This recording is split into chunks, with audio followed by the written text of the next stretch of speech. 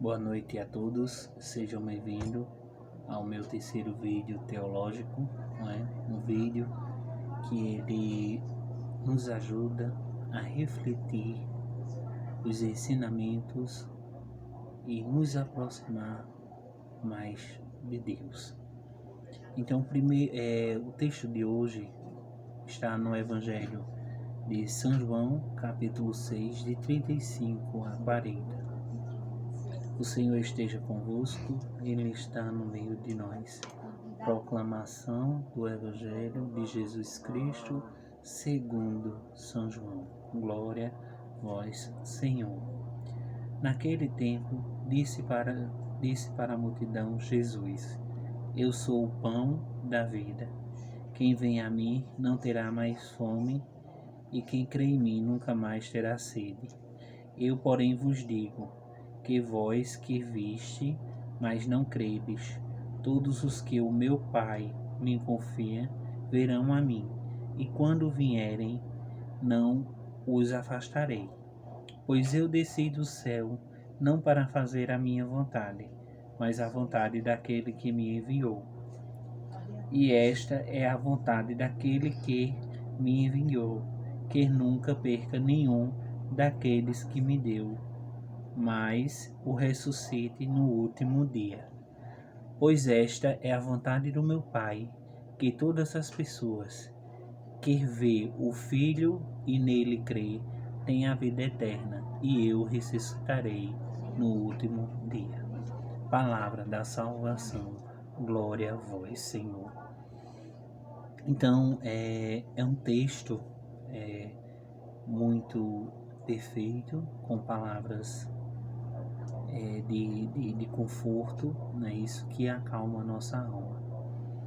Então, o primeiro fato que hoje nós vamos destrinchar aqui nesse vídeo é o momento que Jesus ele estava reunido em assembleia, é isso, com o povo, reunido com o povo. Jesus, quando tinha esses ensinamentos, ele não ensinava apenas aos seus discípulos ou a uma ou duas pessoas, mas sim em grande assembleia, para que houvesse uma grande quantidade de pessoas que pudesse ouvir as boas novas de Deus. Então, esse fato histórico ou teológico, ele se dá exatamente com a multidão. E a primeira coisa que ele diz para essa multidão é a revelação do pão da vida. Quando ele diz: Eu sou o pão da vida. Não para muita gente, o pão é aquele pedaço de alimento que é servido. Mas esse pão que Jesus falou é o pão descido do céu. Ou seja, quando ele diz eu sou o pão da vida, quer dizer, ele veio com as novas para renovar as vidas. Não que ele vá se transformar em pão, não, mas que ele vai se doar. Ele veio para se doar às pessoas da terra, para os pecadores da terra. Por isso que ele diz: eu sou o pão da vida. Quer dizer, ele veio restaurar as nossas vidas. Já hoje nós podemos ver o pão da vida referente à Eucaristia, né? A Eucaristia, Jesus, o pão da vida. A Eucaristia é o próprio Cristo feito pão. Mas naquela época, quando ele diz eu sou o pão da vida, ele está se referindo que ele veio ensinar, ele veio buscar, ele veio redimir os nossos pecados. Então esse primeiro fato teológico é exatamente o que ele quer dizer, que quer que nós entendemos. O autor ele quer que nós entendemos que Jesus estava em uma assembleia, ou seja, assembleia se quer dizer reuniões de pessoas em um determinado lugar. Jesus não ensinava a um nem a dois, mas sim em multidão. E todas as multidões gostavam daquilo que Jesus pregava, porque eram palavras de conforto, era palavra que acalmava a alma, entendeu? Então, por isso que no texto de hoje, ele se fala exatamente sobre o pão da vida. Jesus não é o pão, o alimento, mas Jesus é o pão que traz nova vida, nova esperança para aqueles que precisam de uma palavra.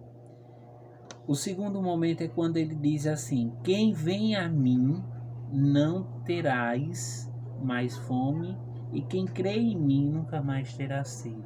Quer dizer que quer dizer que nós não vamos mais sofrer se a gente for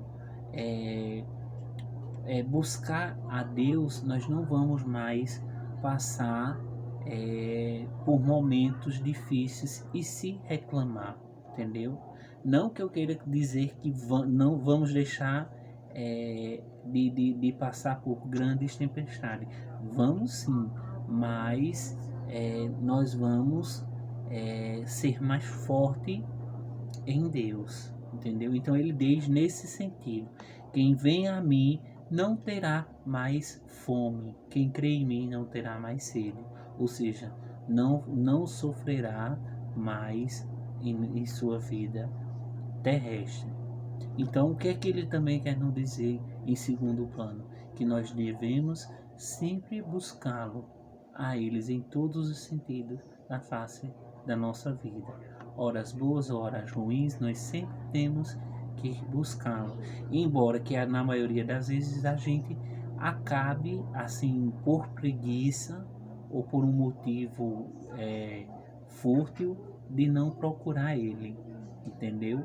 E por outro lado, nós também podemos observar que quando ele diz essa oração, quem vem a mim não terá fome, quer dizer que a gente deve sempre colocar nossos planos diante dele, entendeu? E entenderam que nesse sentido que Jesus quer nos repassar para a vida de hoje. O segundo momento histórico ou teológico é quando Jesus ele revela-se como remissor de nossos pecados. É engraçado quando ele diz: eu sou. Quem crê, quer dizer, eu sou. Ele está se doando para as pessoas, para nos redimir os nossos pecados. Aí tem o versículo 36, quando ele diz assim: eu, porém, vos digo que vós me vistes, mas não credes, e quando vire, não os afastarei.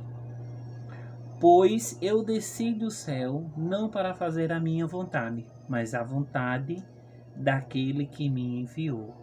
Então, nesse plano, ele está revelando, ele está se auto-revelando como remissor de nossos pecados.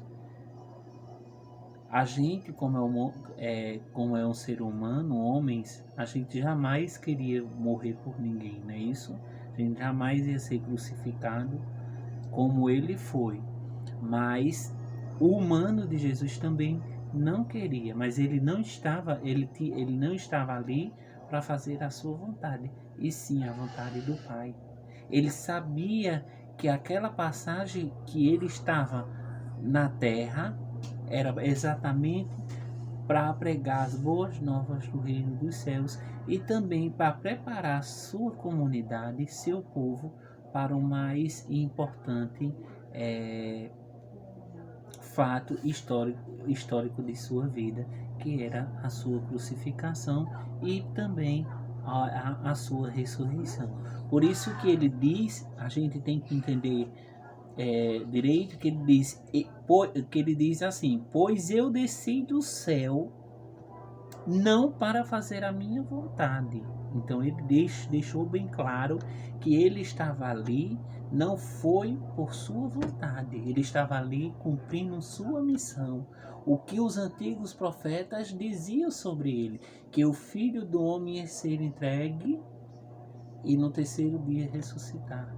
Então ele estava ali, a vontade de Deus, como Pai Supremo, era exatamente que Jesus redimisse os pecados em apenas uma conversa, em apenas um sentimento. Mas Jesus também sabia que tudo aquilo que a sua comunidade estava ouvindo, mas não estava crendo. Então, isso aí ele já sabia, mas mesmo assim continuou fazendo a vontade do Pai. O terceiro ponto é quando ele diz assim, que Jesus revela para o povo o ato da ressurreição e que eles não passariam a acreditar no mesmo quando ocorresse. É exatamente isso que eu acabei de falar, que eu li aqui na palavra. Pois eu desci do céu não para fazer a minha vontade, mas sim a vontade daquele que me enviou. Então, quem foi que enviou Jesus? O próprio Pai, Deus Pai Supremo. Qual era a missão de Jesus? Redimir os nossos pecados. E ele conseguiu.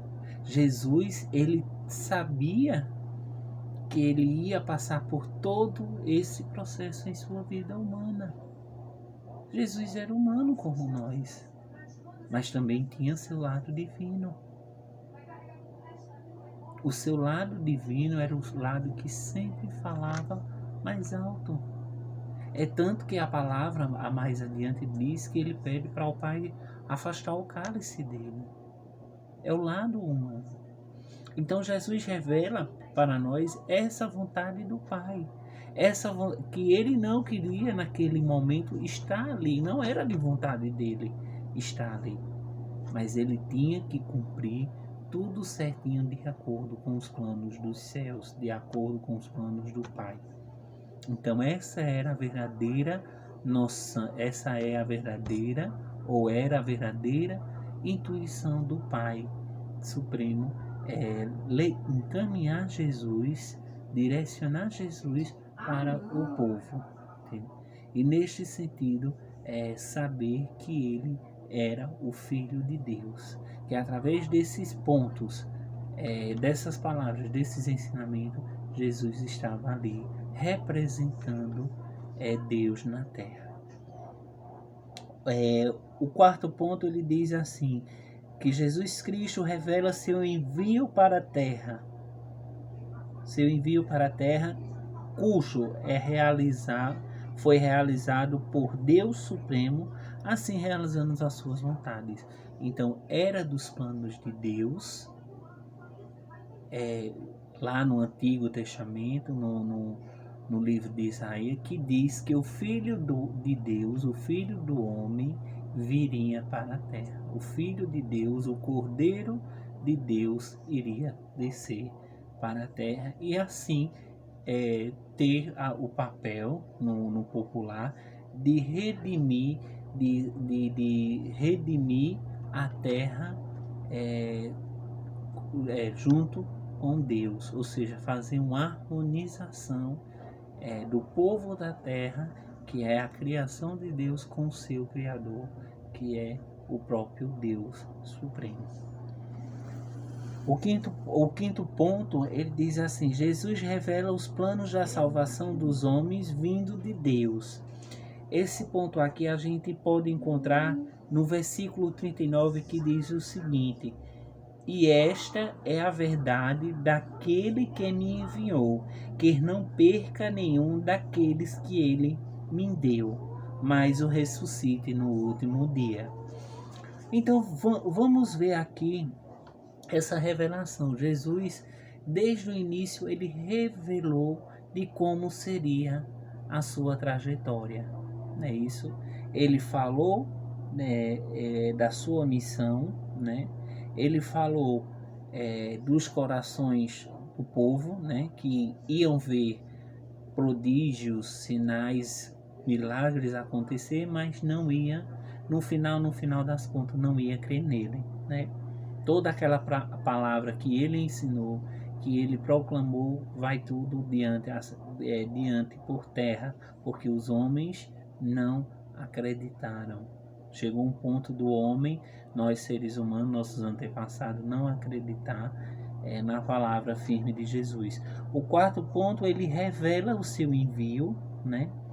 O terceiro revela a ressurreição, ele fala de sua morte e da sua ressurreição. O quarto ponto revela o seu envio. O quinto plano ele revela o plano da salvação, né? Quando ele diz que não vai perder nenhum daquele que o Pai deu, ou seja, que o Pai confiou. Quem o Pai confiou? Os seus submissos, as suas ovelhas, né? Isso que somos nós. Deus não tinha pretensão de perder ninguém para o pecado. Então essa foi a quarta revelação de Jesus para o nosso povo, para os seres humanos, que foi que ele viria para morrer por nós, dar sua vida por nós, e também que ele iria ressuscitar, e junto com essa ressurreição ele também ia ressuscitar vários corações. Quando eu digo ressuscitar vários corações, é que toda a comunidade judia da época, ela passaria a acreditar em Deus. Então passariam também a ver aquele fato como um dos grandes prodígios vindo dos céus, diretamente vindo dos céus. Então é esse ponto que o Evangelho quer falar hoje. E por último ele diz que Jesus revela a sua morte e ressurreição do homem para aqueles que creem, no ensinando que o transpassou. Ou seja, quando ele diz assim: pois esta é a vontade do meu Pai, que toda pessoa que vê o Filho e nele crê tenha a vida eterna, e eu ressuscitarei no último dia. Então é exatamente isso. Jesus, nessa palavra, nesse último versículo, né, no versículo 40 de João 6, capítulo 35, até o versículo 40, o versículo 40 ele exatamente fala sobre isso, né, que a vontade do Pai era que toda pessoa que cresce no Filho, que visse, tivesse os olhos da fé abertos pelo aquele fato, né, pela crucificação e pela ressurreição de Cristo, ele teria vida eterna, ele ia ressuscitar junto com Cristo, ele ia vencer todos os problemas de sua vida com Cristo.